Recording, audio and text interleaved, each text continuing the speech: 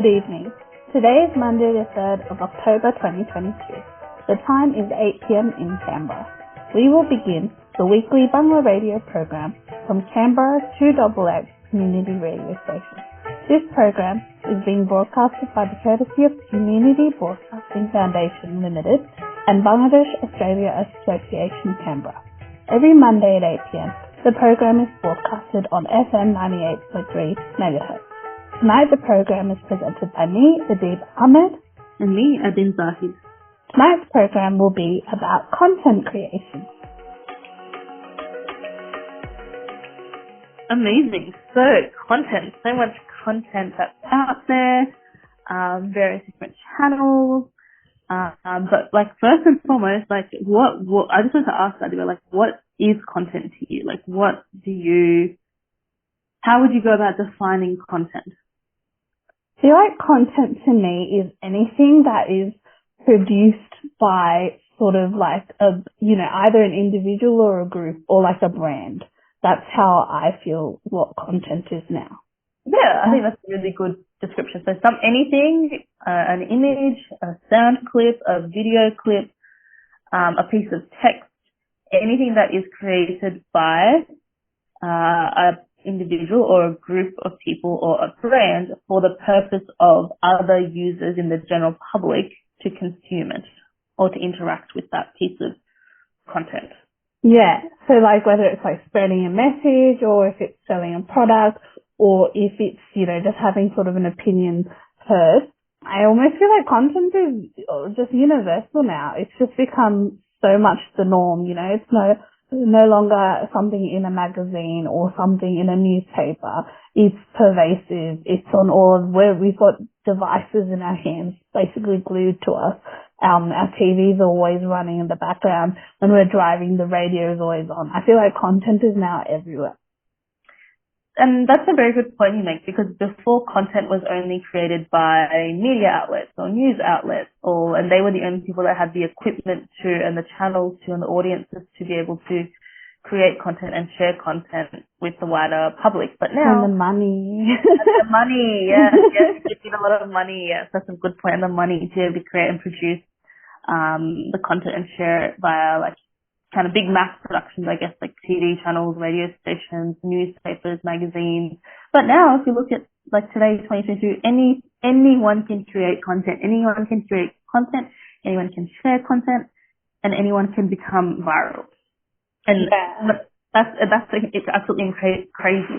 The power has been put in the hands of absolutely every person, in everyday people like yourself and myself, to go out and create content on something that they want to be heard on, something that they're passionate about, a business that they might be starting, or just an opinion or a controversial opinion that they want heard. They are able to go out using a phone, using just basic kind of technology that we all have our hands on today, and create a piece of content and share that to the masses and wait for people to comment, interact, and wait for it to kind of keep reaching more and more audiences and going viral.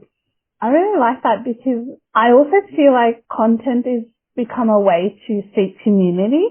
Maybe in your day-to-day life you don't feel like you fit in anywhere, and this is probably a larger comment on the internet in general. But now, you can just go on the internet and you find those groups that are similar to you, who have your viewpoints, or you can be that content creator who is spreading that message. You can find your community, and even with Peeps, for example, all of those famous, quote unquote, influencers and content creators, all of their followers, all of their audience are basically their community now. Yeah, I agree. I definitely agree. It's definitely a great way to build a community, build a following. I've seen a lot of creators go on to launch their own product or business. So they started off as a content creator, but they've actually kind of monetized it and gone off and created an income and a life kind of out of it. Yeah, it can also be a way to a community themselves can start creating content. So have you heard of what hype houses are? Hype houses? No, I haven't. So it's actually a phenomenon from TikTok. So it's actually where basically they tend to be on the younger side, but basically a group of TikTokers or a group of YouTubers, they actually go and live together, and literally their day to day is creating content. Oh, okay, interesting. Yeah, okay. I think I have heard of this phenomenon. Interesting.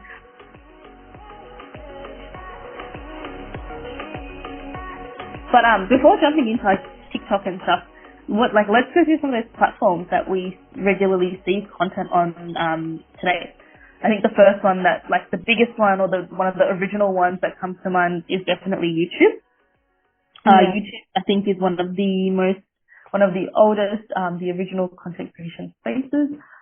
It is where people are anyone is able to open, as long as you have a Google account, I believe you're able to go onto YouTube and upload a short or a long video of whatever it is that you'd want to share with the world. Like, I know, like, for my friends, family, friends, dads have uploaded videos of us dancing as far as they made a YouTube channel out of it, you know. Sports stars can upload their training programs. Musicians upload their new release music videos, etc. People do tutorials on it, like absolutely anything. I think that is still today, like, one of the biggest content search engines. It is technically a search engine, there's also content space. For sure, because, like, for example, if something's broken in my house, I will go onto YouTube to see if I can fix it. Yep, there you go. Yep, that's the kind of content, like DIY, or like fixing things, or like build a thing. And speaking of YouTube, one of the, I feel like, biggest and longest serving sort of themes that happened was beauty guru content. And, like, between, I think, 2010 to, like, maybe 2018, 2019, I think maybe just before the apocalypse. I mean COVID. I feel like beauty guru content was really at its all-time high, and the makeup industry and the beauty industry and all of the influencers in their space, there were so many. It was a very saturated market. But I think then with COVID and sort of being at home, then those things sort of have died out, which I think was interesting, but that's also a very specific example. But there are other platforms such as Instagram, which also came out within the next few years of YouTube, and which is now owned by Facebook. And Facebook itself then also transitioned from just being a photo sharing website with your friends into something that's more of a traditional form. Well, I say traditional, but it's not really form of content platform. Another big one that's kind of popped up more recently after Instagram is TikTok, which is purely a video sharing platform. And the way that TikTok kind of differs from YouTube is that videos on TikTok are, I think, max at the moment. They started out at like max 30 seconds or even less potentially, but I think they've kind of increased the maximum threshold now to about 90 seconds, so a minute and a half. But the idea of TikTok is basically they're very short form video clips, short form content. Mostly kind of with the elements of humor. I don't know why, but TikTok, like the TikTok's always funny, right? Or they're quite poignant. But the point is that they're quite short, sharp video pieces of content, and you kind of keep scrolling. And it's slightly different, and slightly different form, a slightly different kind of platform in itself, because the way that it's set up is traditional content creation platforms such as Instagram and YouTube. Actually, YouTube might work like this. You actually get things on your page that from people and places that you're not actually directly following, which is kind of how YouTube works in terms of it's recommended. You don't have to be following or have watched a certain creator's video before for it to pop up on your feed. Whereas Instagram primarily is you only see people that you follow's content pop up in your feed. But the nature of TikTok and Instagram is that there's a lot of cross-pollination happening in that you see content from lots and lots of different people, and there's really powerful algorithms sitting behind them that recommend if you interacted with or watched a certain piece of content for longer than the average consumer, then TikTok or YouTube will kind of get a signal that you like this piece of content and will probably direct a similar piece of content your way very soon without you even knowing. The algorithm behind those two platforms works very similarly and is very powerful and sensitive to things like that. So I think that's what's really made TikTok launch off, and TikTok has now got this virality to it, where because you don't have to be following someone to see their content, if the piece of content is good, it'll get shared with 1, 2, 3, 4, 5 people, and then it gets shared to those people's groups, and it just keeps going and going and going. And before you know it, like a video has gone viral. And you've got a million. Yeah, like that. I was actually going to bring this up to you. Have you heard about the butterboard? No, what is a butterboard? Oh, what? So I'm not even on TikTok, and because of the cross-pollination you're talking about, I've heard of butterboards because they're filtered down onto my Instagram and YouTube. Basically, so you know charcuterie boards? Yes. Basically actually in fact, like, you know, feel free to Google it while I'm talking. Okay. But basically people are like literally using a knife, spreading butter onto like the little chopping board, and then they're, you know, adding like, you know, rock salt, and spices, and then, you know, just using like bread or biscuits to sort of eat it all up. And so now they're piecing off into like cream cheese boards or hummus boards, and it's so beautiful. Like, I'm just gonna bring it up to you because I was like, oh, I want to make one. You know what? I actually recently saw a piece of content on a butterboard just today. Like, it was my first suggestion, but I didn't know what it was. I was just like, why is someone like so obsessed with butter? And then I just kind of scrolled it.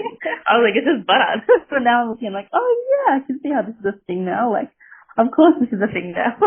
I mean, how much butter can you have? I like it, but it's just like my cholesterol. Yeah, that's the thing. Like, in fact, someone did a version of like, so what do you know with steak how you can have that green chimichurri sauce? Yes. So they basically, instead of butter, they made a chimichurri sauce and they put that on the board, and then they just like mopped that up with the steak, and that was their version of the butter board. But yes, it's just like, TikTok's become this raging phenomenon, which has not just virality to it, but also like an element of addiction that's, I feel like, unprecedented. Yeah. But there's also something. Yeah, because what happens is, like, just quickly on that point is that's the whole way it works, is because they've seen that you've liked something, so they're like, we want the whole way that these content, these platforms work. They're called infinity pools. Like, I've come across this concept recently. These are called infinity pools. Anything that you can pull and it refreshes, like your inbox, your TikTok, your Instagram, all of these, you kind of pull in as a pull refresh. These are called infinity pools because you're in there, like, there's just an infinite amount and infinite flow of content that's streaming into you and flowing in, and you can't help but be sucked into it because that content that's being pushed to you is stuff that they know that you'll like. It's stuff that they know will keep you, like, on that platform the longest possible time. And that's what they're trying to do. Their sole purpose is to keep you on as long as they can in this infinity pool where you can't get out. It's just it's just constant. You're in it and you're in it infinitely. And it's just like a loop. Yeah, and it works for me. That's why I can't have a TikTok. That's why I have to, like, get mine. I was like, no, because I think I might have shared the story before, but like one night, like when I had it, like 4 hours went by and I hadn't eaten dinner, and I was like, nope, can't do this. Can't have this in my life. Need to be a responsible adult. Well, okay. In that case, so you're saying something about Twitch. How does Twitch work? I've never. So Twitch is very interesting. It's similar, I would say, to YouTube. Twitch is more, as far as I am across, Twitch is like, they're called Twitch streamers. So most of it is basically people streaming, like them playing video games or them like doing sort of like a hobby. And then people will sort of subscribe to them, but then they pay to subscribe, and that's how Twitch streamers make money. So with YouTube, like, you can subscribe for free, but as far as I understand it, with Twitch, you have to pay to subscribe to that particular person. But you can watch some of the videos for free though. So, like, what kind of content are people paying to watch? Mostly watching people who are gaming. That's as far as I know, that's the most popular sort of things. And I got into Twitch because I started watching, the only real video game I play, say on my computer, is like Sims, which is, anyway, that's another story. But like, so I would just watch a couple of YouTubers here and there who play Sims. And then they were talking about, and I Twitch streamed for like 7 hours, and I'm like, what is doing that, and what does that mean? And then I went and I clicked on their Twitch, and because that's like a much easier form of money for them, because like if you do subscribe to their content there, that you are paying for that directly. Whereas with YouTube, like they make the money off ads if they've got ads. So Twitch streaming it's more in that more that's more of a niche space with the gaming sort of aspect to it. And then there's also Patreon. Which, how does this one work? Patreon, this is content that I do not consume, or platforms that I do not consume content on. Yeah. Yeah, and like funnily enough, and Patreon I'd also heard of through the Sims community as well, but I'd also heard of it because I follow a popular YouTube political comedian, and Patreon again, it's more, I feel like Patreon and Twitch sort of popped up because YouTube didn't directly monetize. So like even if you're appreciating someone's content and you want to, you're wanting to reward them in some way, you can't just go and transfer them money necessarily on YouTube, right? So like Patreon, for example, is a way where you're basically their patron. That's the name, that's how Patreon's name is. You're being a patron for someone and supporting their content creation. So for example, I actually never thought I'd do this, but I do actually pay for the YouTube comedian I just said, Friendly Geordies, I actually do pay for his Patreon. And then there are various things like with the Sims game, you can pay for modifications. And people that, like, they're doing wild things. For example, there's no spiral staircases in The Sims right now. So someone decided to create that. And obviously their time and hard work is going into it. And, some people want to be able to pay for that. And some people want money for those sort of things. So Patreon has sort of bridged that gap, by bringing together, like, the people who want to pay and the people who are creating and who want that sort of reward. Because then they can focus their time and energy.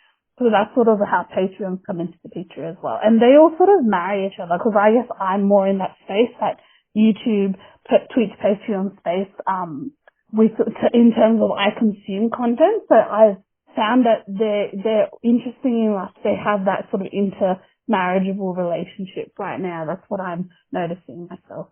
Yeah, interesting. I feel like I should get on Patreon. Patreon. Yeah, for sure. Yeah, if people are going to pay me for my content, like if people are going to support me, I want my community to be on there. That's there's no harm. Like really if someone wants you to go and try out a particular restaurant, but they don't want to go, they can pay you, some money, so you can go try it out. Like, support me on Patreon. That's so cool. That is so cool. That's a cool one. Interesting. Okay, so that's kind of like some of the platforms, content platforms that currently exist today.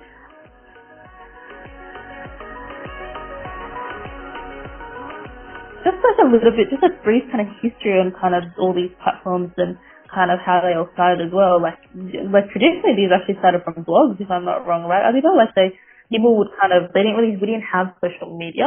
Social media was kind of not in the picture at that point in time. People would like put their recipes and DIYs and like what else was there, like pet stuff, etc. There was like blogs for everything back in the day when the internet had just kind of started and social media still wasn't a thing. And then Tumblr came along, which was a form of microblogging, so you could add like photo elements and make it like quick, short, sharp, snappy like posts and pictures. And I think Tumblr was huge and but also like a bit underground as well. I feel like Tumblr wasn't, like, while it was huge, it wasn't necessarily mainstream. That's how I felt. Yeah, it was mainstream as social media these days. Yeah. Well, like, compared to, say, how pervasive TikTok and Instagram are, like, I feel like Tumblr, like, but they also never wanted to reach that kind of height as well. But I don't know, that was sort of the impression I always got. So looking into sort of this topic, I had always kind of thought the terms content creator and influencer are pretty interchangeable. But I agree. Yeah, like I'm not someone who's in the scene, so to speak. Like I just listen to things. I'm a consumer. But we're almost like two halves of the one puzzle. Like, well, I guess you've got both aspects as well because you definitely consume content as well. Oh yeah. Yeah. Do you find that like in saying that? Let's sort of mention that. So I've been actually forayed into Instagram food blogging and TikTok food blogging. Do you want to speak a little bit about that, Anu?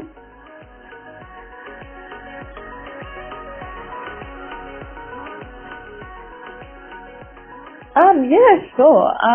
So I'm still very early days. Like it's something that I kind of, I've always been a bit of a foodie. I really enjoy my food, and people have always, friends, family, colleagues, etc., have always kind of come to me, asking for food recommendations, whether it's in like Canberra or whether it's in like another city, or like I'm going to Sydney, like what would you recommend to eat? So people have always kind of come to me for that.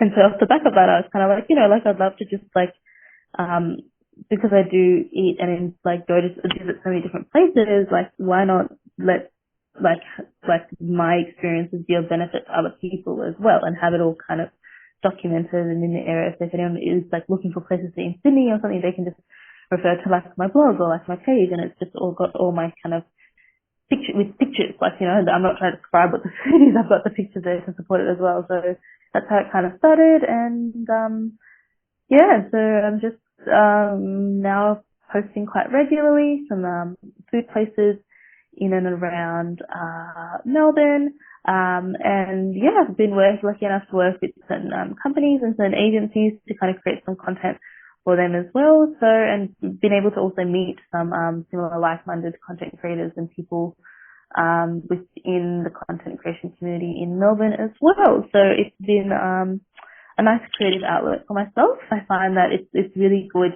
to have your content recognized when people are kind of supporting your content, and companies, etc., reach out to you to kind of get content for them as well. It does make you feel like, what I'm doing is valuable to someone and to the community, and people are getting some value out of it, and it's and it's a really good form of creative expression for me, kind of outside my 9 to 5 kind of day job. So I've been really enjoying it.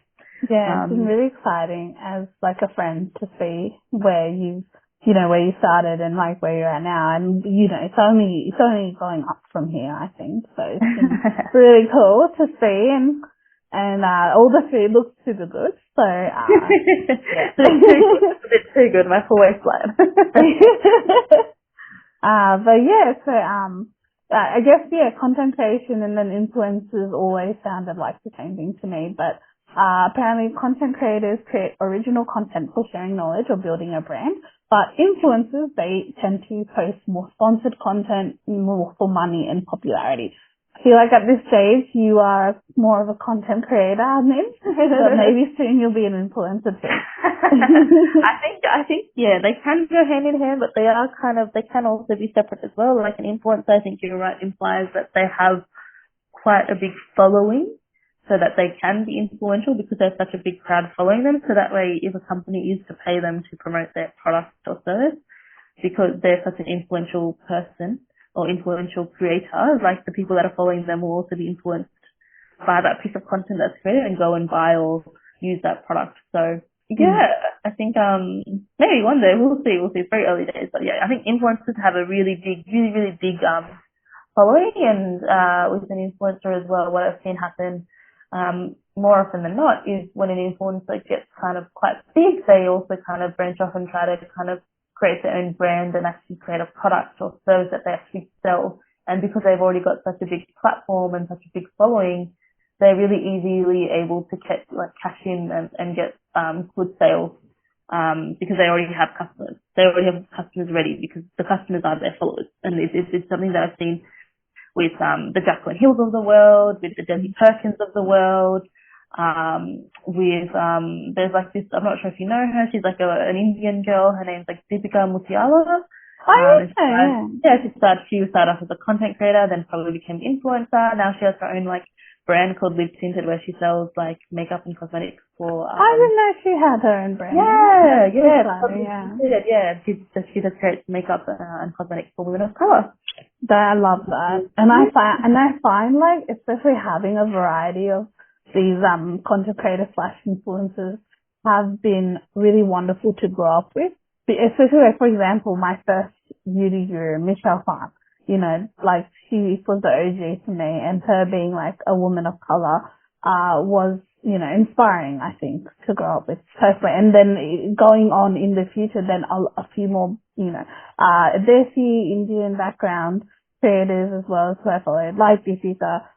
So it's exciting to see, everyone win. Yeah, I think it's really awesome because it also, like, I think, like, especially for people, like, it really gives a voice and a platform to people of minority communities and people that maybe don't see people similar to them out on TV and in movies and things like that. Like, you've got content creators from, like, literally every corner of the globe. Like, it's crazy how powerful content creation can be and is, and just the diversity of content that's out there. And it can be, like, on absolutely anything. Like, I've seen DIY, I've seen home renovations, I've seen food, cooking, I've seen how to start a business, I've seen, weight loss, I've seen, like, studying for medical exams, how to become a lawyer, day in the life of a consultant, day in the life of a plastic surgeon, like, animal rescues. I've seen, like, pool cleaners creating content. Like, it's crazy. It's crazy, but it gives everyone a... Oh, yeah. Do you know where, like, a pigeonhole that I went into? Hoof cleaning. Like, horse hoof cleaning. I was super random. I just wondered, because, like, it had, like, this interesting picture, and I just clicked on it, because I was like, oh, why is there, like, because it almost had this plastic in a horseshoe. And I was like, why are they putting plastic in a poor horse? And then, like, it was actually, like, a really old method of, like, shodding a horse, and it takes care of their hooves and, like, helps, protect them from wear and tear. And because, like, hooves essentially are like a big nail, and I didn't even know that. I thought, like, it's just a foot, like it's a horse's foot. But, like, it's this, it's this industry that's, they're called farriers. Like, I just learnt so much about, like, horses and horseshoes that I never thought I would ever need to know. Just watching a few videos. That's something I haven't come across before. I'll have to tell you that. That's a new form of content there, right there. And there's every single day, there's so many, like, there's like thousands and thousands and millions of videos posted each day. It's also really hard for new and emerging content creators now, like, these days, to kind of to be successful. I feel like there's a lot of quite established content creators, and because they started earlier on, and now kind of everyone's maybe jumping onto the bandwagon, including myself, but maybe jumping on a bit later, so it's not that easy because there's a lot of more competition, and we're kind of at that point where it is a bit of oversaturation in the market. Yeah, I feel like that's something I would like to ask you, like, how do you feel about that personally? Because I mean I don't really know the Melbourne sort of market, but are you sort of competing with, like, specific sort of, is it like a friendly sort of competition, or are people out there sabotaging each other's, like, I think, I don't know if I can comment well on it because I'm still in early days in this kind of area, and I'm still really learning and finding my feet. But from my experience, like, it definitely isn't, like, there's what I've kind of learned in the last 6 months or so, even less maybe. Actually even less. Is that there's room for everyone, and depending on the community, like, if your content's good, like, it will do well. Like, somebody else's content shouldn't hinder that. Like, there's always, like, room for someone else, and, like, if your content is original and it's got your own kind of spin to it and your own kind of view on it, then, like, for example, you have to have a niche. So, like, my niche is not just food blogging, it's halal food blogging. So there are people out there that only eat halal food, for example, so they're probably going to find more value in my page than someone else's page who just does all foods, or, like, it's just a food blogger that reviews everything and anything without checking the, like, its halal status. So I think, like, I'm not worried or about the competition, etc. Like, I've really definitely learned that there's room for everyone, and so far it has been friendly. Like, I've met people, and, like, they've kind of invited me to come with them to help them shoot content, or, like, I've invited them to come along and help me shoot content, and there's definitely room for everyone, and people will appreciate good content and will acknowledge it and kind of, and I guess engage with it. So it's you. I think that's awesome, and I think that's a really great note for us to end on as well. So yeah, it was really great talking to you about content creation, Abdin, and all the best for your future for it. Well, I think it's not just me. I'm going to say good luck to everyone that's looking into content creation, or would like to maybe start, or, like, chip in somewhere or help with some content. Like, yeah, give it a go out there. It's a big world. There's room for everyone. And yeah, you never know what will happen, or if your TikTok will be the next viral one. Yeah.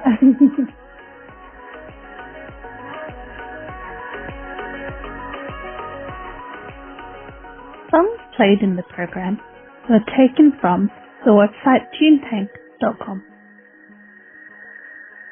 We have reached the end of our program. We hope that you have enjoyed. We invite you to send your opinions of Bangla Radio Canberra to the following email, banglaradio@gmail.com. You're invited to follow Bangla Radio on Twitter and Facebook. If you join our Facebook or Twitter group, we will send you our weekly program description. Our programs are archived in banglaradio.org.au website and our new Bangla Radio Canberra YouTube channel. If you want, you can also listen to all our previous programs anytime on your mobile devices using our Bangla Radio Canberra Listen app. The Listen app is now freely available from Apple App Store and Google Play Store. The next Bangla Radio program will be broadcasted on next Monday at 8 p.m. We welcome you to join us. Wherever you are, we hope that you stay well, in peace and happiness. Good night.